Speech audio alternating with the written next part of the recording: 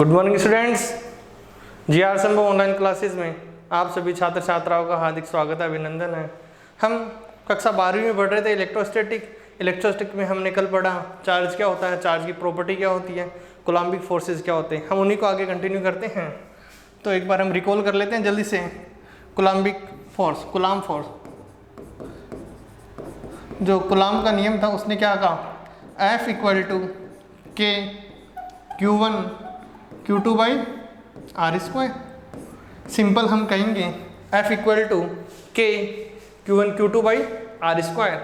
जो ये बल है, जो आवेशों के कारण लगने वाला बल है, इसके भी कुछ गुण होंगे, तो हम उनको देखते हैं। तो सबसे पहले हैं F12 का मैग्नीट्यूड होगा वह F21 के बराबर होगा, अर्थात Q1 Q2 पर जितना बल लगाएगा उतना ही Q2 पर Q1 बल लगाएगा, लेकिन उनकी दिशा क्या होगी, अलग होगी। दूसरा, ये कैसे फोर्सेस हैं, यह है सेंट्रल फोर्स। कैसे? Central force. सेंट्रल फोर्स का मतलब क्या है, जो फोर्स दो बॉडी के बीच में जब ही लगेंगे जब उनके सेंटर एक स्ट्रेट लाइन में जुड़े हो। क्या हो?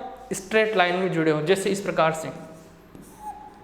से ये Q1 है और ये Q2 है, तो ये सेंट्रल फोर्सेज हैं। हमने कहा कि यह क्रिया प्रतिक्रिया बल है। ठीक है, क्या कहा? क्रिया प्रतिक्रिया बल है। मतलब एक ये से तो हो सकता है कि सर ये क्रिया प्रतिक्रिया बल है। ठीक है, तो क्या ये आपके कूलाम के नियम का पालन करेंगे? इनमें क्या होगा, यदि ये इधर घूम जाए और ये इधर घूम जाए, हो सकता है। हमने तो कहा कि क्रिया प्रतिक्रिया बल है, लेकिन इसके साथ ये जरूरी है बोलना कि ये सेंट्रल फोर्स है, अर्थात इन दोनों के सेंटर इस प्रकार से जुड़े होने चाहिए। ठीक है, यहाँ तक कोई डाउट नहीं होना चाहिए। हम आगे बढ़ते हैं। हमने वेक्टर फॉर्म के बारे में पढ़ा कि वेक्टर फॉर्म में क्या होगा, यदि दूसरा था इसका सेंट्रल फोर्सेस, सेंट्रल फोर्स। यदि हम तीसरा पढ़ें, क्या किसी एक जो बॉडी है चार्ज वाली, उस पर लगने वाले बल में, जैसे कि ये Q1 है, ये क्या है? Q1 है। इंपॉर्टेंट कंसेप्ट है, ध्यान से सुनना, बहुत इंपॉर्टेंट है, कई बार एग्जाम में पूछा हुआ भी है। देखो, जो Q1 है इस पर बल लग रहा है F12। कौन सा लग रहा है? F12। ठीक है, लेकिन यहाँ पर एक चार्ज Q3 और आ जाता है। क्या होता है, जैसे कि Q1 था, Q1 के पास Q2 था, तो Q1 पर Q2 की वजह से बल लगेगा या नहीं लगेगा? लगेगा। कितना लगेगा? F12। सोचो, यदि इस सिस्टम के पास एक चार्ज Q3 और आ जाता है, कौन सा? Q3, तो ये Q3 भी इस पर बल लगाएगा या नहीं लगाएगा? ऑब्वियस है, लगाएगा। ये इस पर बल लगाएगा, Q1 लगाएगा Q3 पर, F13 किस डायरेक्शन में लगाएगा? इसके नीचे की तरफ लगाएगा। ठीक है, तो ध्यान दो, क्या मैं आपको दो चीज़ें समझाना चाह रहा हूँ, समझने की कोशिश करना। जो F13 है उसने F12 पर कोई प्रभाव डाला क्या? नहीं डाला। तो कहने का मतलब है किसी एक चार्ज पर, किसी एक, ये क्या कोई चार्ज है, Q1 चार्ज है, इस पर Q2 की वजह से बल लग रहा है, उस पर कोई फर्क नहीं पड़ेगा उसके आसपास कितने चार्ज आ जाए, यहाँ पर Q4 आ जाए, Q1 आ जाए। कहने का मतलब है कि जो एक चार्ज है उस पर लगने वाले बल पर Q1 पर लगेगा किसके कारण बल? Q2 पर। कितना लगेगा? F12। हमने कहा कि सर इसके पास Q3 आ गया, Q4 आ गया। ठीक है, आ गए। सपोज करो Q3 आ गए, Q4 आ गए, बहुत सारे चार्ज आ गए, तो क्या जो Q1 पर Q2 की वजह से बल लग रहा था उसमें कोई अंतर आएगा क्या? तो आपको मैं एक स्टेटमेंट लिख रहा हूँ, Q1 पर लगने वाले बल, तो यदि हम इसको ऐसे लिखें तो ज़्यादा बेटर रहेगा, Q1 पर Q2 की वजह से, ध्यान से सुनना, Q1 पर Q2 की वजह से लगने वाले बल पर अन्य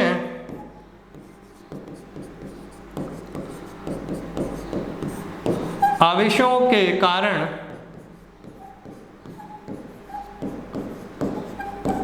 कोई प्रभाव नहीं पड़ेगा। ध्यान से सुनना, Q1 पर Q2 की वजह से लगने वाले बल पर अन्य आवेशों के कारण या अन्य आवेशों की उपस्थिति के कारण कोई फर्क नहीं पड़ेगा। यह है कथन 1। मैं दूसरा कथन लिख रहा हूं इधर, एक बार आप दूसरे कथन को भी ध्यान से सुनेंगे। दूसरा कथन है,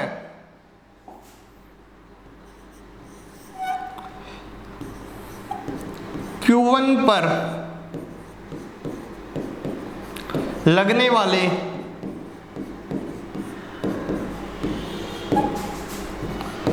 नेट फोर्स पर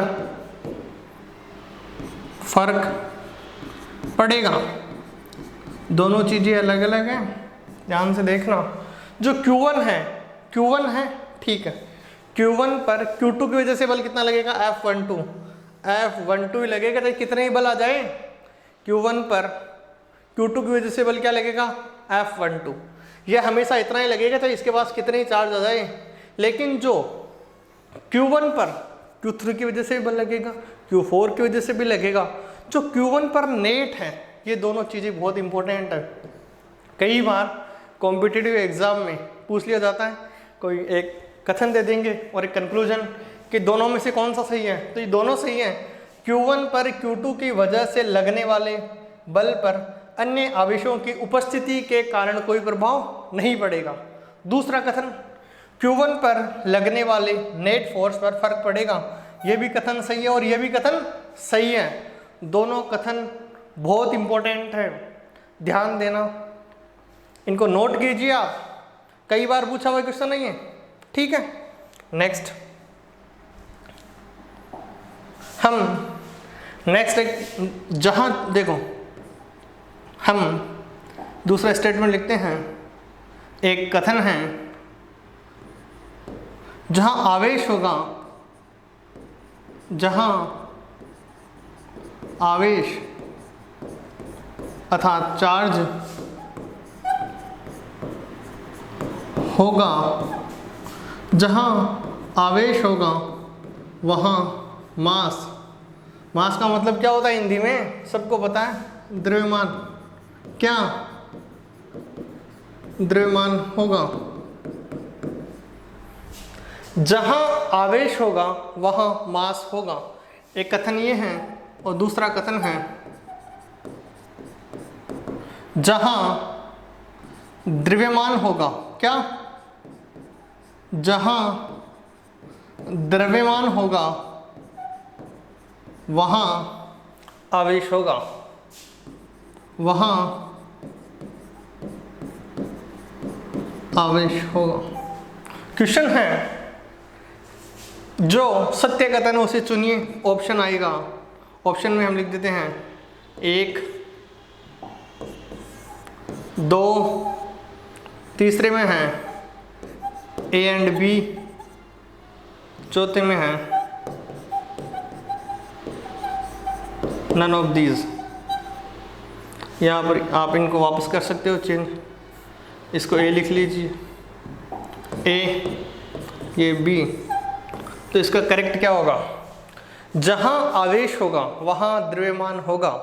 दूसरा है, जहां द्रव्यमान होगा वहां आवेश होगा। समझने की चीज है, ध्यान रखना। जहां आवेश होगा वहां पर मास होगा। स्टेटमेंट कौन सा करेक्ट है, 1 वाला। कैसे, आपने पढ़ा होगा m equal to m not under root 1 m equal to m not upon m equal to m not upon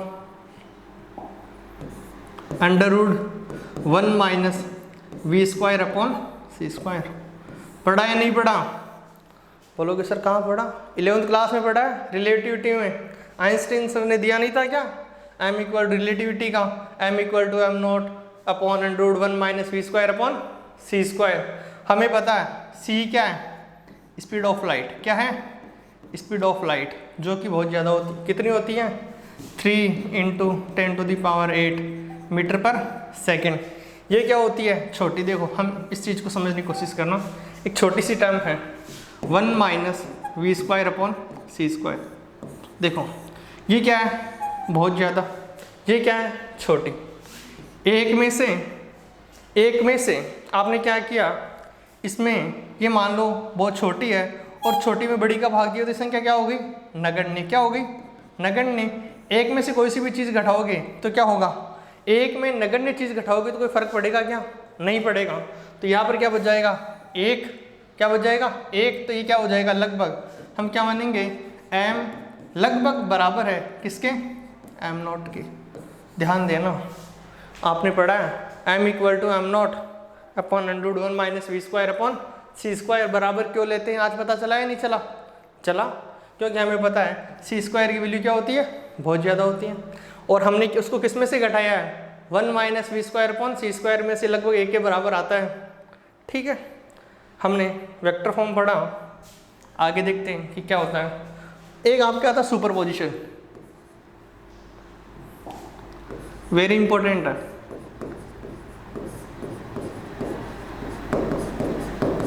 superposition principle.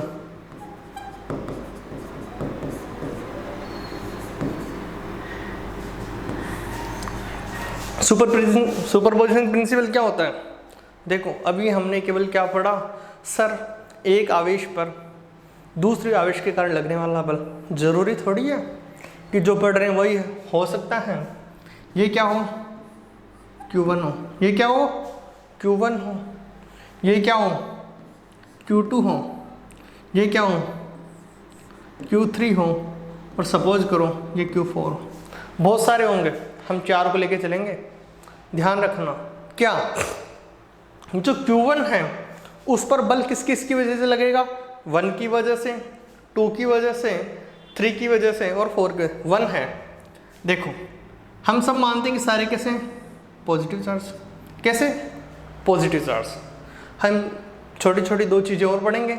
Source charge क्या होता है, टेस्ट चार्ज क्या होता है, सोर्स चार्ज क्या होता है, सब पढ़ेंगे। देखो यह है 1 है, 3 है और ये क्या है? 1 है। देखो सीधा सा याद रखना है, इसको छोड़ दो, इसको छोड़ दो और इसको पकड़ लो। ठीक है, ये इस पर बल किस तरफ लगाएगा? इस तरफ। कितना लगाएगा? F12। कितना लगाएगा? F12। सर सही है, लेकिन आप यदि आपने तो कहा फोर्स वेक्टर होता है। हाँ होता है। तो इसकी डायरेक्शन ये लो, इसकी दिशा किस तरफ है? जो आपका इसने लगाया इस तरफ, इसके लिए जो आप डिस्प्लेसमेंट वेक्टर है वो क्या होगा? R। किधर से किधर जा रहे हैं? 3, 1। ध्यान देना, ये 1 है, यहाँ पर 3 आएगा, सॉरी।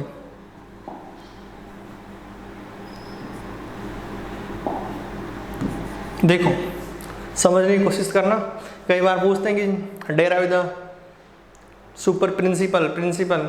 सुपरपोजिशन प्रिंसिपल कूलॉम के बल के लिए। देखो यहाँ पर क्या है? चार्ज 1 है, इस पर लगेगा 2 की वजह से, 3 की वजह से और 4 की वजह से। लगेगा या नहीं लगेगा? लगेगा। देखो भाई ये क्या हो गया? F13। सर बल की दिशा बताओ, इसका पोजीशन वेक्टर कहाँ से कहाँ जा रहा है? 3 से 1 की तरफ। इस पर देखो ये क्या है? 1। ये क्या है? 4। दोनों कैसे हैं? हमने माना पॉजिटिव है। पॉजिटिव पॉजिटिव क्या करेंगे? रिपेल करेंगे, एक दूसरे के दूर भागेंगे। ठीक है, इसने इस पर बल लगाया इस तरफ। कितना लगाया बताओ? F14। लगाया नहीं लगाया? लगाया। सर वेक्टर ये लो भाई, वेक्टर इसमें क्या है? R4 1। कोई दिक्कत थोड़ी है। हमें क्या करना है, बल और उसकी दिशा। दिशा के लिए क्या करते हैं, उसके लिए पोजीशन वेक्टर। यहाँ पर देखो भाई, ये 1 है और ये 4 है।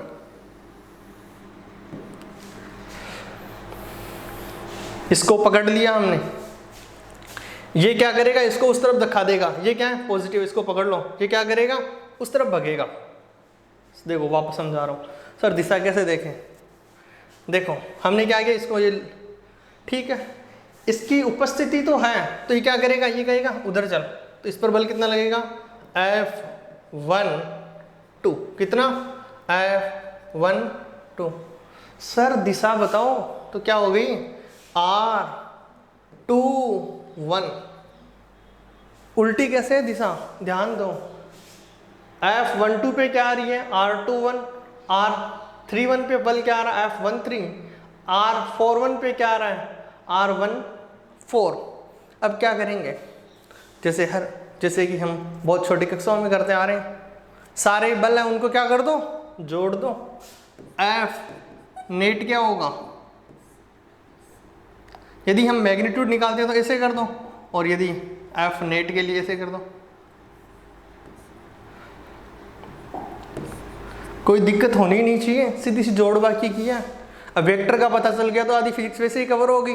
वेक्टर क्या होता है, जिसमें हम दिशा लेते हैं। सदिश राशि क्या होती है, जिसमें दिशा भी हो, परिमाण भी हो। इकाई सदिश क्या होता है, वेक्टर अपॉन वेक्टर का परिमाण। सीधी सी बात है, बहुत सिंपल है। तो क्या होगा, F12 लिख दो भाई, किस पर किसकी वजह से बल लग रहा है, F1 पे F12 लग रहा है, दूसरा F13 लग रहा है, आगे F14 लग रहा है नहीं लग रहा, देखो 12 इधर क्या लग रहा है, 13 इधर 14। ठीक है सर, अब कैसे लिखे आगे, F नेट बराबर F12 को क्या लिखोगे, F12 का परिमाण। वापस आ गया वेक्टर, डरने की जरूरत नहीं है। F12 इसकी दिशा क्या है, F12 सर देखते हैं दिशा क्या है, F12 ये रहा F12।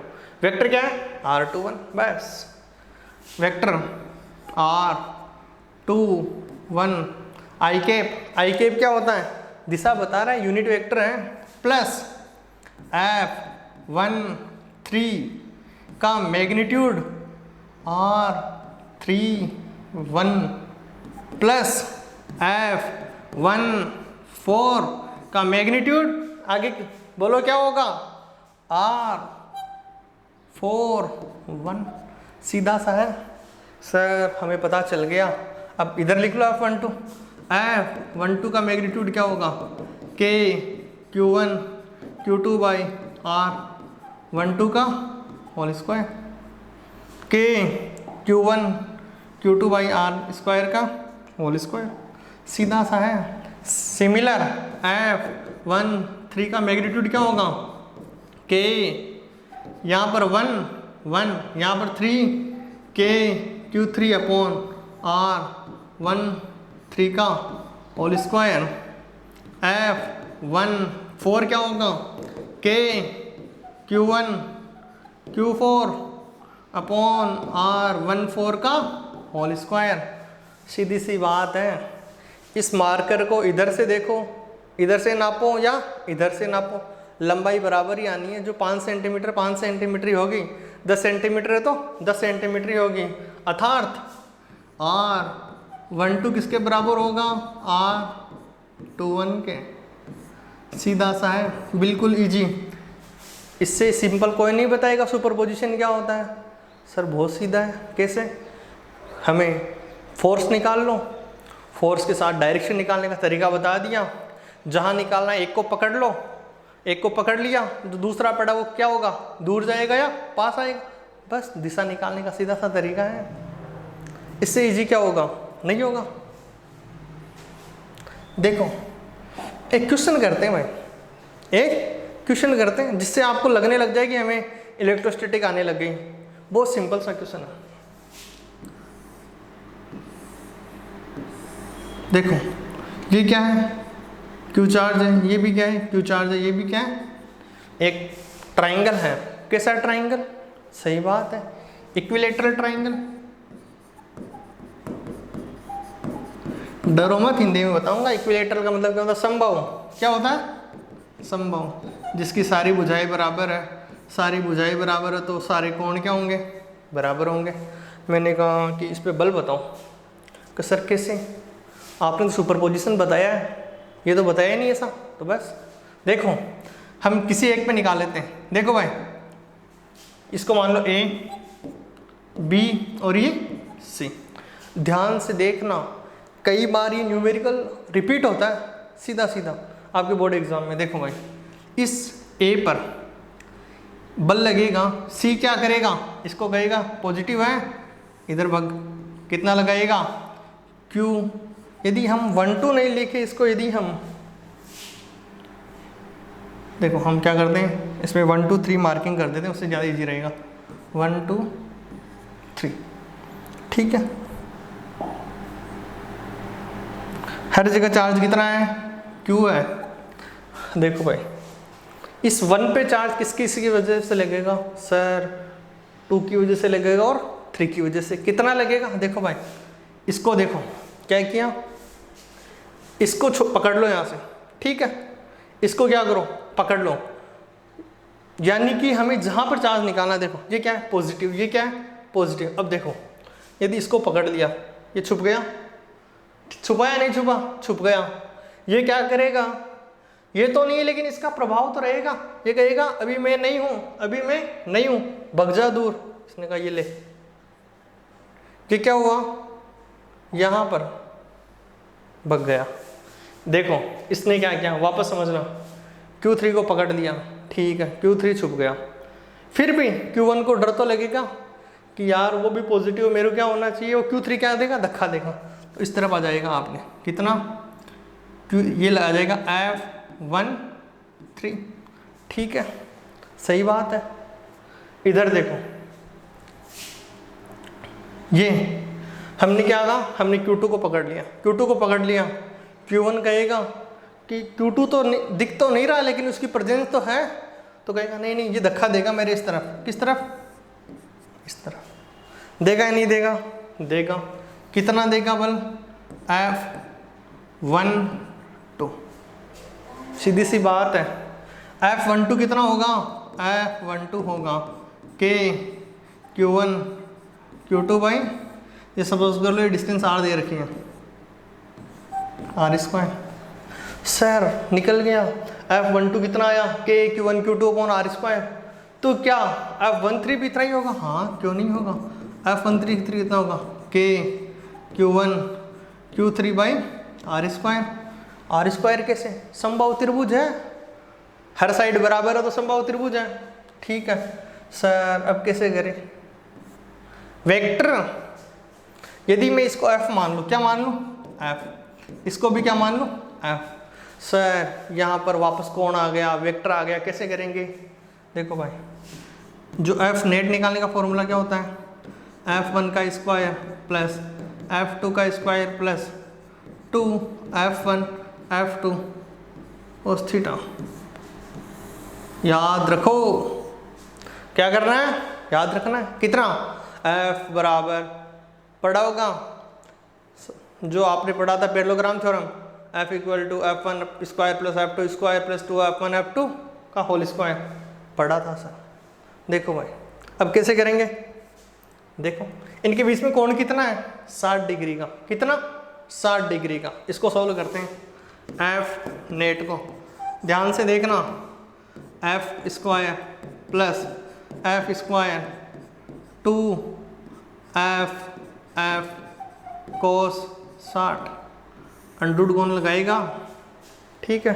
ये कितना हो गया, F square plus F square plus 2 F square, cos 60 की वैल्यू कितनी होती है, 1/2।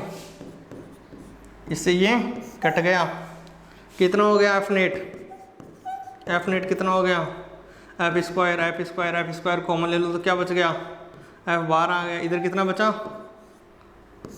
3। तो अब क्या कहोगे, F कितना आया, F नेट की वैल्यू आई √3f। यूनिट क्या होती है बल्कि न्यूटन।